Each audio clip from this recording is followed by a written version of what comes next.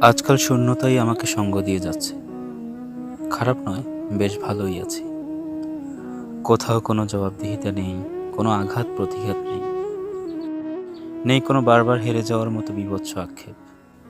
এভাবেই সময় কেটে যাচ্ছে।